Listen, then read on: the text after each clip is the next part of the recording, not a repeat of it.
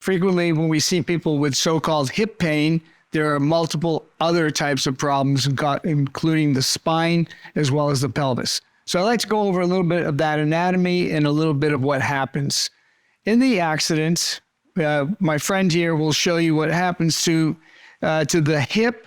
In the accident, the patient will frequently be sitting and therefore would be in this position. So let me point out a few things. This is the femoral head. This is what articulates or forms a joint with what's called the acetabulum. So it's a ball and socket type of joint that happens in the hip joint. And what occurs is that normally there's a good tight fit and people have good range of motion. What occurs in the accident is many people will be sitting, and as they're sitting and suddenly come to a stop, they may go forward, hit the dashboard, and there's a force on the femur that causes it to be stressed back at the hip joint here.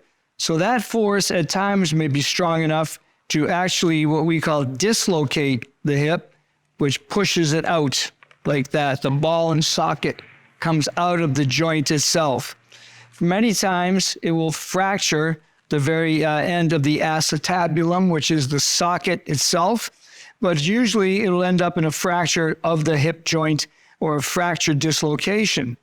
And those fractures can happen here at the neck of the femur, or they can happen in what's called the trochanteric line. They're intertrochanteric fractures, and that's just for me to have to decide later what kind of surgery we do based upon those issues.